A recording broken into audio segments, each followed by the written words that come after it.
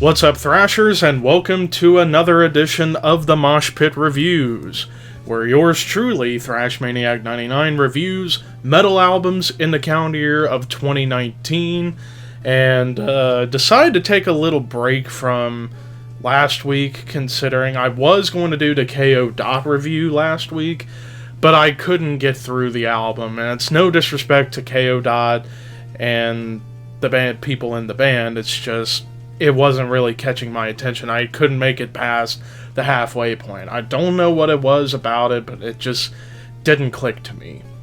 So for today's review, I am reviewing an album that I was looking forward to, considering death metal and thrash metal are two of my areas of expertise, so to speak, when it comes to metal music.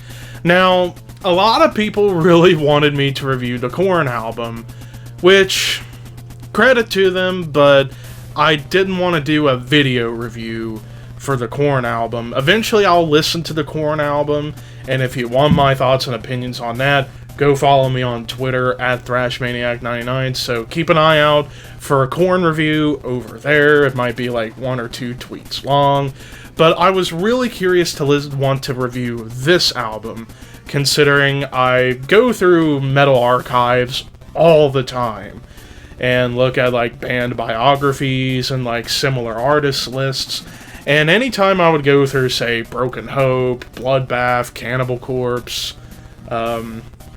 even Deicide, this one band seems to be one of the few bands in common within those 4, and it's Norwegian's death metal powerhouse, wow, I can't believe I said Norwegians.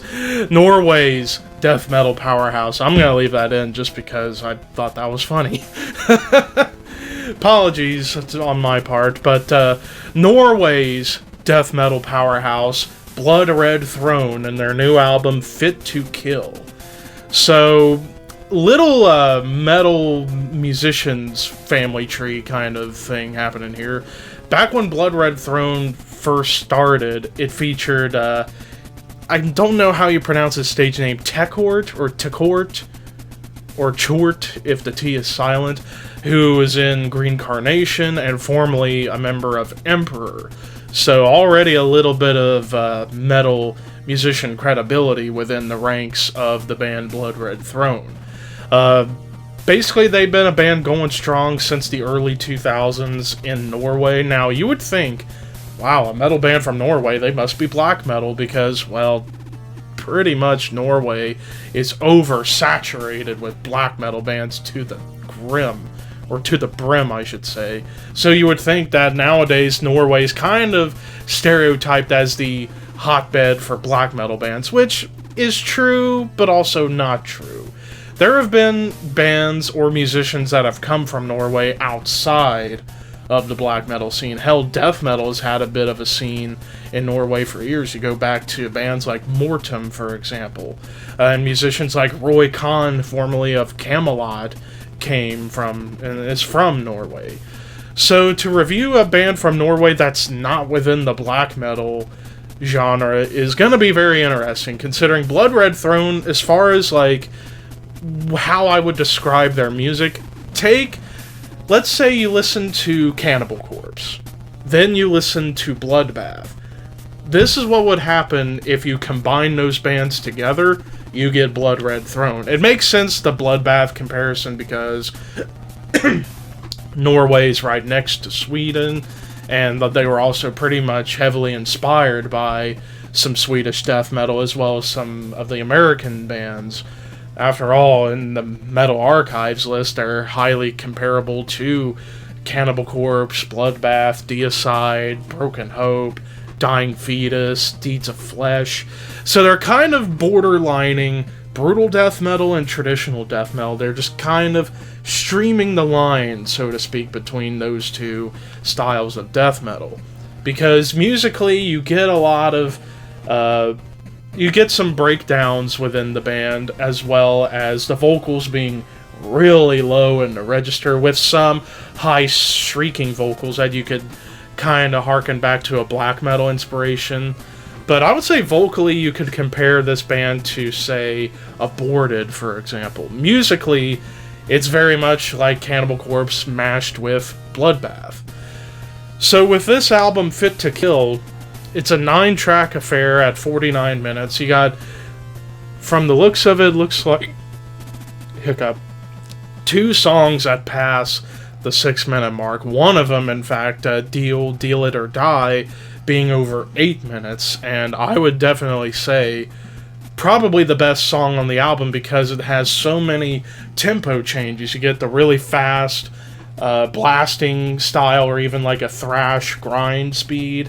And then you get some breakdown moments, or even some doom sections within the song. And really all the songs kind of follow that kind of template where they'll experiment with tempo changes, where you'll get some crazy blast beats, some very fast, like, thrashy rhythms, and even some, like, doom moments every now and then, as well as the mid-tempo breakdowns. Not so much slams, so you can avoid thinking of this band as being a slam band to the level of bands like Devourment and Abominable Putridity.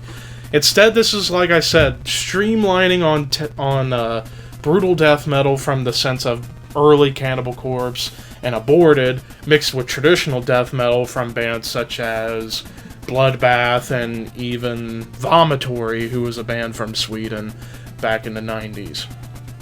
And also, some of the song titles alone are really cool, like Instructed Insanity, Requiem Mass, Movement of the Parasites, and even some comedic stuff like Horror Zone, which, yeah, it can be a bit cheesy, but I like cheesiness sometimes. And in death metal, to me, the cheesier the better, if you ask me. So, from top to bottom, if you ask me personally, Fit to Kill by Blood Red Throne, without a doubt, one of the best death metal albums of 2019. There is not a single wasted moment, at least in my opinion, on this album. It might be because I'm too big of a death metal fan to really give it like a low score or anything. Then again, I have been a little critical of albums earlier in the year, like Pissgrave I didn't really like. So it all just depends. It all depends on the style the bands are going for. And I apologize if you hear Discord going off. So with that being said, I'm going to give this album a 34 out of 40. This is a strong album, absolutely. For those of you guys who like death metal with a little brutality and a little bit of an old school sense, this is it for you. Blood Red Throne really showing that Norway is capable of producing bands that are competent outside of the boundaries of black metal. This is a death metal powerhouse that I hope continues going forward, because this is some good stuff. Some really good stuff. So for those of you guys who have been waiting on a Cannibal Corpse album, you got this album to hold you over, because this sounds very much like Cannibal Corpse, also mixed in with Bloodbath. And I'm going to say it, I prefer this album way more than the recent Bloodbath album, and that's just the God's honest truth, at least to me. But nonetheless, for those of you guys who like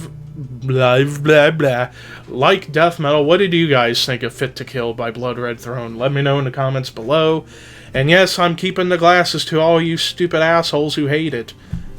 I feel like being a little bit of a dick right now, so... but nonetheless, thank you guys for watching. God, I got so many albums to catch up on, like Korn, Disillusioned, so many, that perhaps when we get to December, I'm going to have to dedicate my time to listening to albums from earlier in the year that I didn't get to. I still have not listened to Flesh God Apocalypse or all the way through Arch Matheos yet, and it's just because so many other things keep happening. But anyways, thank you for watching, peace out, and I will see you soon.